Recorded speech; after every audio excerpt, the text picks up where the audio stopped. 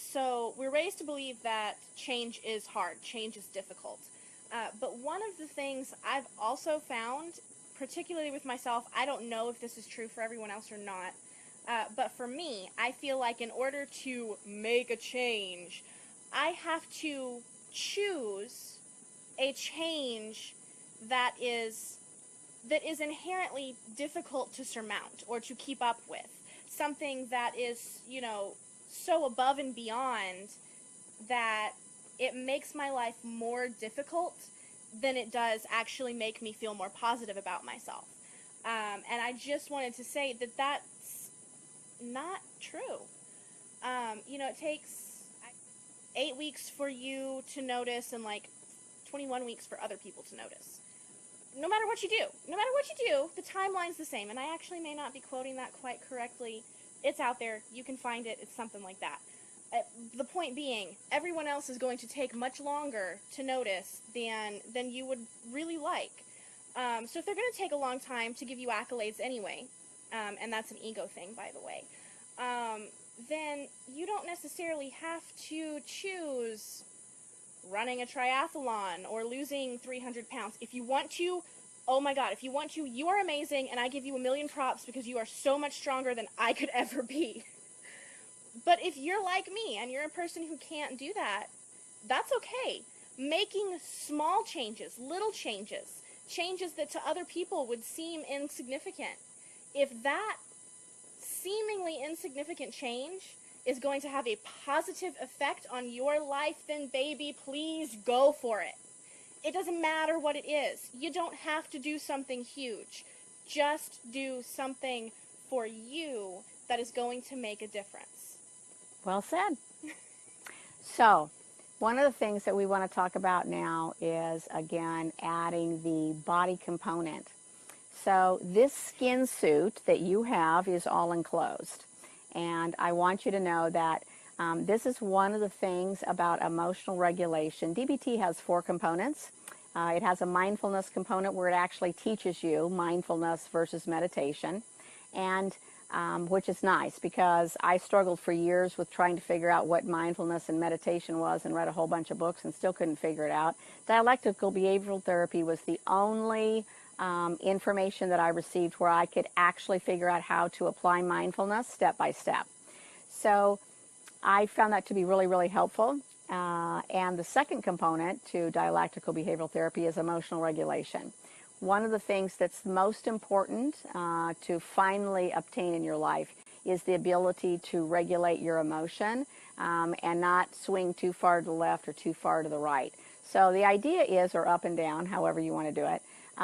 The interesting thing about emotional regulation is this. It is, we like to say it's an adult concept. You know, children don't have very good emotional regulation, but there's a lot of adults that don't have very good emotional regulation either.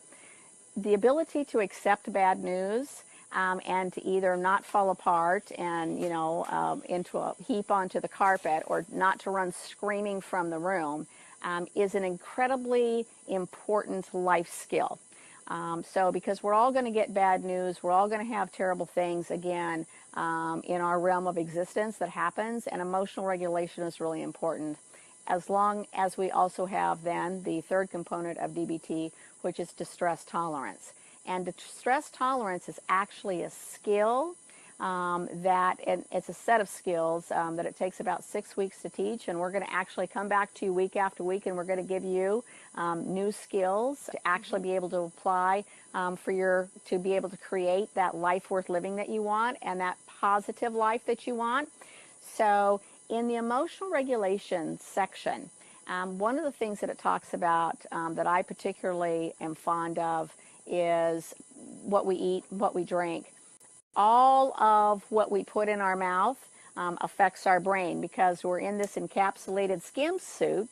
And so what happens then if everything that we drink, everything that we put in our mouth, every substance that goes into us then affects our brain. And if we think that it doesn't affect our brain, we're kidding ourselves.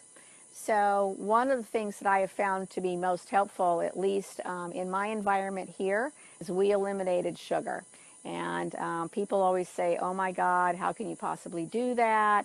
What we know scientifically is that if you eliminate sugar, you have a better handle on controlling your own brain. And again, controlling your own brain, I tell people all the time, your thinking, the thoughts that you have every day are not supposed to be like an unruly 2-year-old in the supermarket. You're supposed to rein your brain in. Don't let it just wander off willy-nilly. If you're daydreaming, that's great. But if you're not daydreaming, then I want you to know that, again, you are in control of your brain. Now, there are some illnesses and that kind of thing where you're not, and we give you some medication. But again, there's not a single pill that's going to fix everything. If you think that there's a single pill to fix everything, you've got to talk to a pharmaceutical company because they haven't found it yet. So if you're in the wrong job, if you're in the wrong marriage, if you're in the wrong environment, there isn't enough Prozac on the planet to fix that. So what we have to start looking at then is how we're going to take some personal responsibility for our lives and fix those things. And one of the very small things that you can do is just eliminate one thing, just one thing, that has large amounts of sugar in it. One of the things that we do here is we have just absolutely fabulous sugar-free, gluten-free recipes, and a lot of, yeah, Kristin really likes the cookies.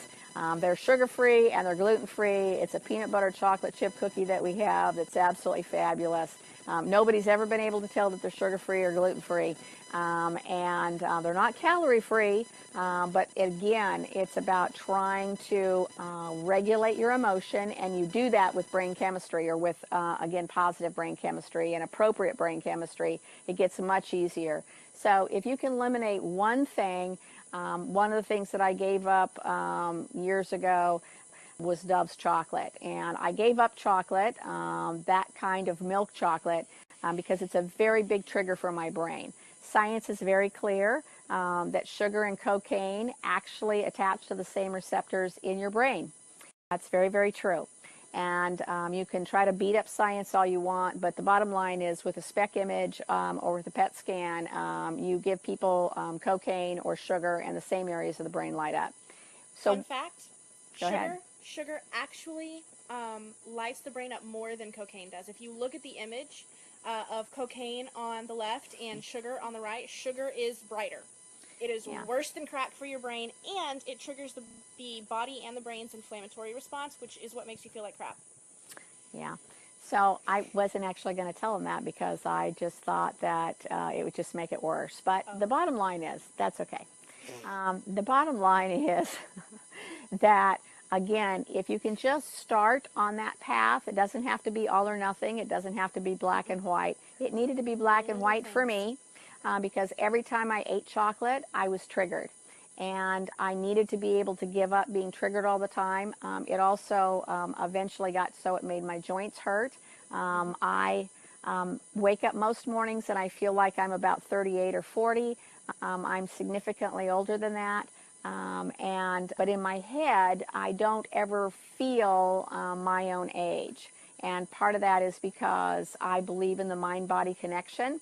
And I believe that if you truly honor your body, Scripture says that, you know, your body is a temple. Whatever it is that you believe about that. I was given this particular body. I got here on this planet however I got here. And this was the body I was given.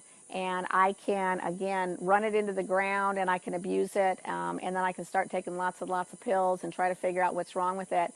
Or I can honor it every day. And I can be mindful and aware of my body's responses. And then I can make a new choice. So I had to give up milk chocolate of that type, absolutely, completely, because I can tell you that one piece of milk chocolate for me was never enough, and then I felt terrible for 2 or 3 days afterwards.